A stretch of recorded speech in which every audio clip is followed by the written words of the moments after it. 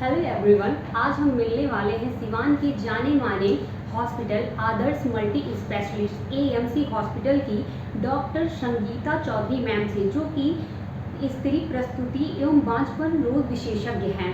Ma'am, आज हम आपसे जानना चाहेंगे प्री मेच्योर बेबी बर्थ क्या है। एक्चुअली ये एक इंग्लिश वर्ड है जो हम लोगों की बुक्स है जो इंग्लिश वर्ड में है। पहले मैं अपने श्रोताओं को जो हमें देख रहे हैं देख पा रहे हैं इस वक्त उनको नमस्कार करना चाहूँगी। सम्मानित दर्शकों को और जो जानकारी चाह रहे हैं और जो हमारे YouTube को इतना पसंद कर रहे हैं उन सबों को दिल से धन्यवाद कहना चाहूँगी। और प्री मैच्योर बर्थ है जो इंग्लिश वर्ड है जिसका मतलब होता है कि मैच्योरिटी के पहले। प्री मैच्योर मतलब मैच्योरिटी क्या है, तो हम लोग ये समझेंगे कि मैच्योरिटी क्या है। जब कोई औरत गर्भ धारण करती है तो जन्म से जिस दिन से उसका मासिक का पीरियड होता है उस दिन से मासिक के पीरियड के पहले दिन से 37वां हफ्ता तक जब तक नहीं लगता उसके 37वां हफ्ता लगने के बाद वो मैच्योर हो जाता है। पर वो एक दिन में मैच्योर नहीं कहलाता है। 37वां हफ्ता ख़त्म होने के बाद 38वां हफ्ता, 39वां हफ्ता, 40वां हफ्ता, इवन कि 41वां हफ्ता तक वो मैच्योर कहलाता है, बेबी मैच्योर। अब डिलीवरी मेरा 38वां हफ्ता में हो जाए, 39वां हफ्ता में हो जाए, 40वां हफ्ता में हो जाए, 41वां हफ्ता में हो जाए, ये पूरा कहलाता है कि आप पूरे दिन का बच्चा है। लेकिन अगर 37वां हफ्ता के पहले हो जाए वो प्री मैच्योर कहलाता है, और 41 हफ्ता के बाद 42वां हफ्ता में हो जाए तो वो पोस्ट मैच्योरिटी कहलाता है, जिसमें पानी कम हो जाता है। उसका अलग ही कॉम्प्लिकेशन है, पर अभी आपका सवाल है प्री मैच्योरिटी के बारे में। तो आप ये प्री मैच्योरिटी बर्थ बहुत कारणों से होता है। अगर आपकी मदर को एनीमिया हाइपोप्रोटीनियमिया है, यानी कि उसको खून की कमी है, वो भोजन में सभी प्रकार के संतुलित आहार नहीं ले पा रही हैं, या फिर डॉक्टर से एंटीनेटल चेकअप नहीं करा पा रही हैं, मंथली चेकअप नहीं करा पा रही हैं, तो उनको तो ये होना ही है। और कितनी औरतें होती हैं कि उनका सब चीज़ सही होता है तो ठीक है, वरना अगर बीपी हाई हो गया और आप एंटीनेटल चेकअप पे डॉक्टर के पास आ ही नहीं रहे हो तो आपको कैसे पता चलेगा कि आपका बीपी हाई है। और हाई बीपी के कारण और डॉक्टर आपका साइज नापेंगी, बच्चेदानी का साइज नाप के बताती हैं कि आपका इतने दिन का बच्चा है मगर पेट नहीं निकला है। सिम्फाइजियो फंडल हाइट नापा जाता है, उससे पता चलता है। अब हम लोग एक मोटा मोटी आइडिया लगाते हैं कि 5 महीने का बच्चा है तो नाभि तक जरूर आ जाना चाहिए। अगर वो 7 महीने का बच्चा है, 6 महीने का है, तो वो नाभि से ऊपर जाना चाहिए। अगर 6 महीने का बच्चा नाभि के नीचे आ रहा है तो बच्चा पढ़ ही नहीं रहा। तो अब आपको देखना है कि पानी कम है या इन्फेक्शन है या मदर का न्यूट्रिशनल स्टेटस सही नहीं है। ये सब देखने के बाद आइडिया लग पाता है कि ये पेशेंट का न्यूट्रिशनल कंडीशन कैसा है। एक तो ये हुआ कि उनका आहार संबंधित प्रॉब्लम है। दूसरा है कि उनको इन्फेक्शन हो सकता है, जैसे कोरियोमाइटिस है। तो उसमें क्या है कि जो जिस कवर में बच्चा है, जैसे बलून के गुब्बारे के अंदर बच्चा है, तो उस कवर में अगर इन्फेक्शन हो जाएगा तो वो बच्चा नहीं बढ़ेगा, कम बढ़ेगा, ठीक। और वो समय से पहले बाहर आने के लिए उतावला हो जाएगा। बच्चा डिसाइड करता है कि मुझे अब इस दुनिया में आना है। क्यों आना है? क्योंकि जिस थैली में वो है वो इन्फेक्टेड है। अब वो समय से पहले मदर को कॉन्ट्रैक्शंस आएंगे डिलीवरी के, मतलब पेट टाइट होगा, ढीला होगा, टाइट होगा, ढीला होगा। तो वो जो 9 मंथ में होना था वो 7 मंथ में हो रहा है, 6 मंथ में हो रहा है। तो उसको हम लोग के पास पेशेंट आती है, हम लोग हार्मोनल ट्रीटमेंट दे के उसको रोकने की कोशिश करते हैं। कभी कभी हम लोगों को स्टिच भी मारना पड़ता है उसको रोकने के लिए। तो वो अल्ट्रासाउंड से भी देखने की कोशिश करते हैं कि अल्ट्रासाउंड से बच्चेदानी का मुंह तो नहीं खुल गया, अगर खुल गया तो कितना खुल गया। और हम लोगों ने इंशाल्लाह बहुत सारे बच्चे बचाए हैं। हाँ, और ये करके, और ये इन्फेक्शन हो गया, आहार हो गया। इसके अलावा अगर आपको ट्विन प्रेगनेंसी मतलब जुड़वा बच्चा है या 3 बच्चा है, ट्रिपलेट तो मतलब 3 बच्चे जब होते हैं तो एक बच्चे को मार दिया जाता है, क्योंकि 2 बच्चे को बचाने के लिए एक बच्चे को त्याग करना पड़ता है।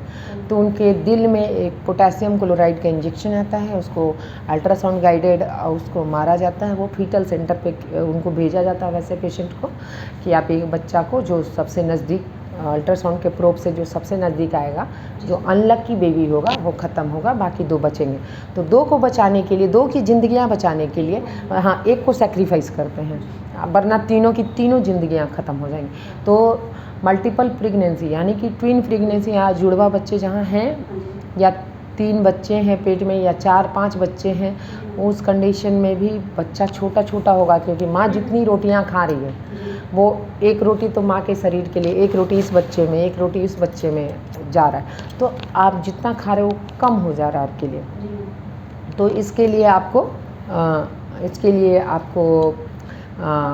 आपको प्रीमैच्योर बेबी होने का चांस है, क्योंकि आपको बच्चा छोटा भी है फिर भी अगर मान लो 2.5 किलो का एक बच्चा, 2.5 किलो का एक और बच्चा है, तो आपका 5 किलो का तो बेबी हो गया। फिर पानी का थैली 1-1 लीटर का है, तो एक इस बच्चे का 1 लीटर, इस बच्चे का तो 6 किलो 7 किलो। फिर पुरैन 1 किलो का पुरैन इनका, 1 किलो का पुरैन इनका, अगर या फिर दोनों में एक ही पुरैन है तो वो बड़ा सा पुरैन है, तो 2 किलो का पुरैन। फिर 9 किलो का, क्या कोई माँ 9 किलो का पेट में 9 किलो का भार वहन कर सकती है? नहीं कर सकती। इसलिए तो समय से पहले बच्चा बाहर आता है, और प्रीमैच्योर मतलब समय से पहले वो बाहर आने की संभावना होती है उसमें। तो ये भी कारण हो सकता है। कभी कभी मदर को यूरिन में इन्फेक्शन होता है, बार बार बाथरूम जा रहे हैं, पेशाब इतना लग रहा है, कपड़े में हो जा रहा है, वो बिल्कुल जब तक बाथरूम में जाते हैं, जब तक बैठते हैं पैन पे, उससे पहले कपड़े में या जांघ में आ जाता है।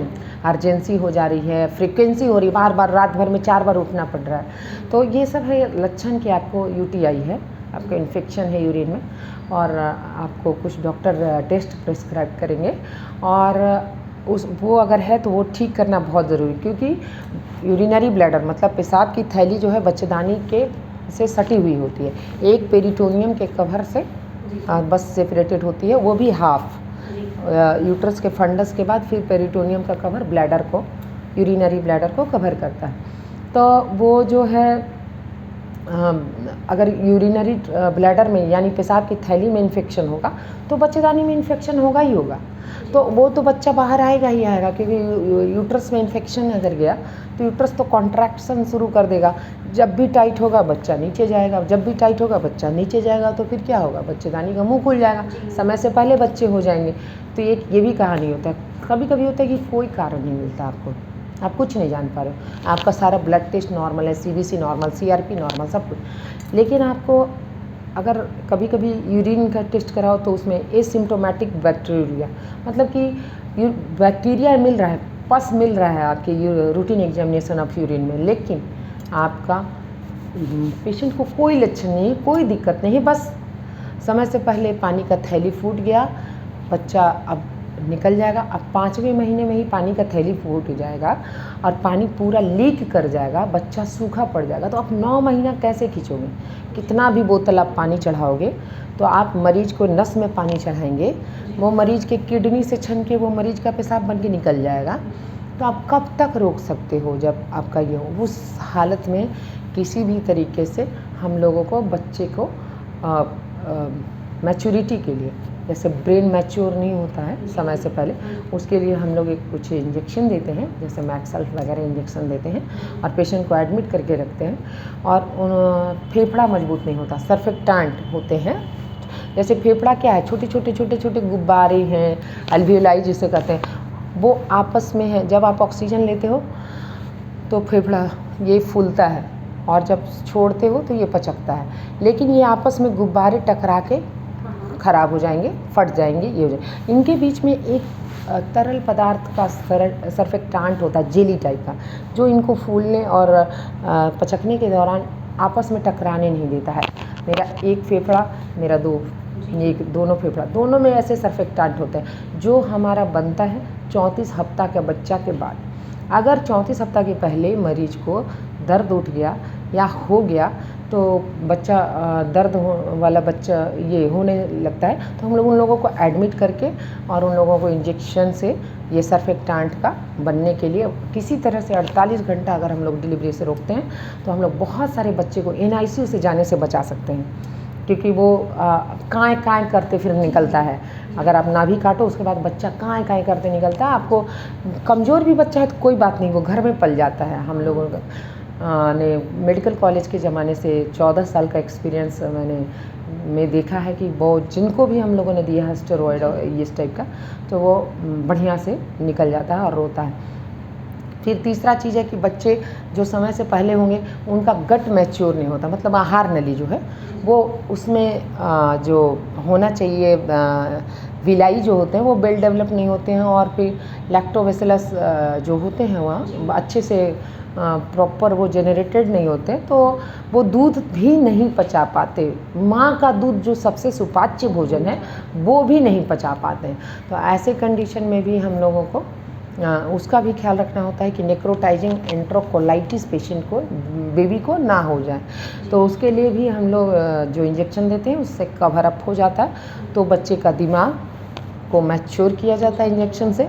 फेफड़ा उसको सर्फेक्टेंट का प्रोडक्शन कराया जाता है इंजेक्शन से, सस्ते इंजेक्शन से, बहुत महंगा इलाज नहीं है। और नेक्रोटाइजिंग एंट्रोकोलाइटिस, ताकि बच्चे को डायरिया ना हो जाए। जैसे ही दूध पिए और डायरिया हो खाली, तो बच्चे का वज़न तो ऑलरेडी लो बर्थ वेट का है, मतलब कम वज़न का बच्चा है, और जैसे ही पेट झरना शुरू होगा तो और वज़न उसका कम होता चला जाएगा, तो पालना मुश्किल होगा, NICU में भर्ती करना पड़ेगा या रेफ़र करना पड़ेगा। तो इसलिए ये प्रीमैच्योर बर्थ बहुत ही ख़तरनाक बीमारी है, और हम लोगों को इसके लिए कुछ ब्लड टेस्ट कराने होते हैं। पेशेंट को 2-4 दिन के लिए एडमिट करना होता है, और कुछ सुई पानी करके और कुछ इंजेक्शंस देके, इवन कि सस्ती दवाइयों से भी बहुत सारी ज़िंदगियां बचाई जा सकती हैं, और NICU से बचाया जा सकता है, और रेफ़र होने से बचाया जा सकता है। धन्यवाद। तो आज हमने जाना प्रीमैच्योर बेबी के बारे में। फिर नेक्स्ट वीडियो में जल्द ही हम मिलते हैं अच्छे इन्फॉर्मेशन के साथ। धन्यवाद।